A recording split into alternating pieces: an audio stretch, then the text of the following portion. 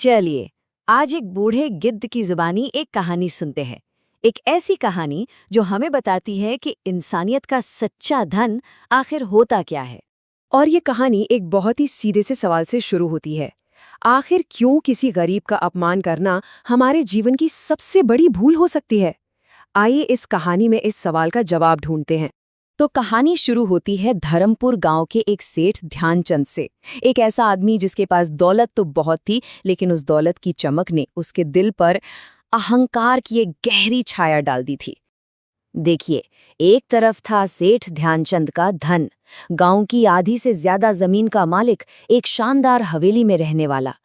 लेकिन दूसरी तरफ था उसका मन, और जैसे जैसे उसकी तिजोरी भरती गई, उसका दिल उतना ही छोटा होता चला गया।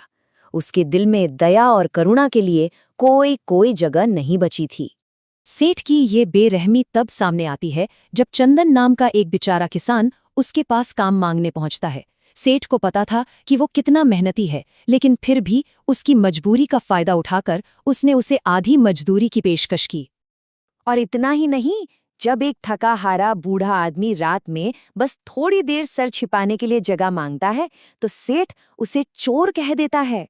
सोचिए, उसे चोर कहकर बेइज्जत करता है और अपने दरवाजे से भगा देता है।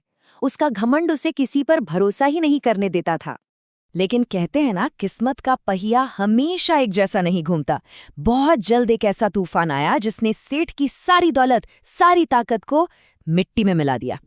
हुआ ये कि एक दिन वो व्यापार के सिलसिले में कहीं जा रहा था और तभी एक जोरदार आंधी आई। वो अपने साथियों से बिछड़ गया। उसका महंगा घोड़ा भी डरकर भाग निकला और वो घने जंगल में एकदम अकेला रह गया। जरा सोच के देखिए, कितनी बड़ी विडंबना है ये। गांव का सबसे अमीर आदमी अब भूखा प्यासा और बिल्कुल लाचार था।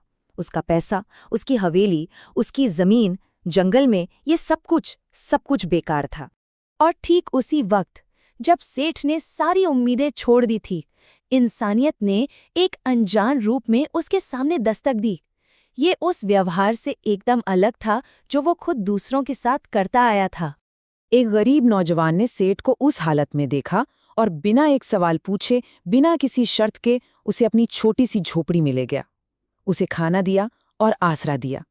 और पता है उस परिवार के पास था क्या? उनकी पूरी जमा पूंजी, सिर्फ और सिर्फ एक बकरी। बस उसी एक जानवर के सहारे उनका पूरा घर चलता था।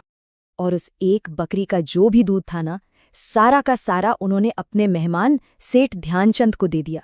उन्होंने कहा कि मेहमान की सेवा ही सबसे बड़ी पूजा है, भले ही उन्हें खुद भूखा रहना पड़े, पर उन्होंने अपने मेहमान को कोई कमी नहीं होने दी। बात यही खत्म नहीं हुई। उस नौजवान ने अपनी जान की परवाह किए बिना पूरी रात उस खतरनाक अंधेरे जंगल में सेठ का खोया हुआ घोड़ा ढूंढा, ताकि सुबह उसके मेहमान को कोई परेशानी ना हो। ये थी निस्वार्थ सेवा।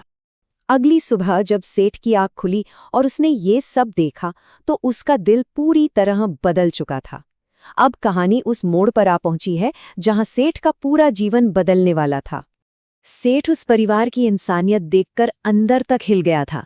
उसने जिद की कि जाने से पहले वो उस नौजवान के पिता से मिलकर उनका शुक्रिया जरूर अदा करेगा।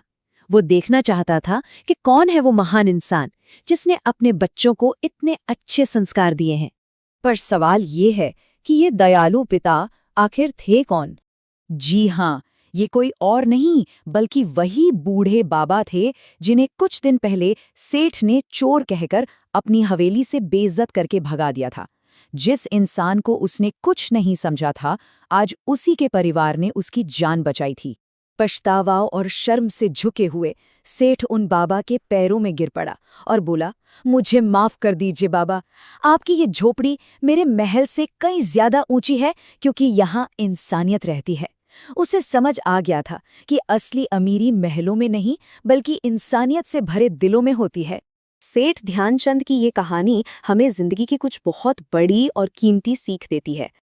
जैसा कि उस बूढ़े गिद्ध ने कहा था, वक्त का कोई भरोसा नहीं। आज जो हमसे नीचे है, क्या पता कल हमें उसी की मदद की जरूरत पड़ जाए। तो इस कहानी से क्या सबक मिलता है? सबसे पहली और सबसे जरूरी बात कि असली दौलत पैसा नहीं, इंसानियत है। ये हमें याद दिलाती है कि घमंड हमें अंधा कर देता है और हालात हालात तो एक पल में बदल सकते हैं। किसी इंसान की कीमत उसके पद से नहीं, उसके कर्मों से होती है। और विनम्रता और सेवा, यही सबसे बड़े गुण हैं। और आखिर में ये कहानी हम सब के लिए एक गहरा सवाल छोड़ जाती है।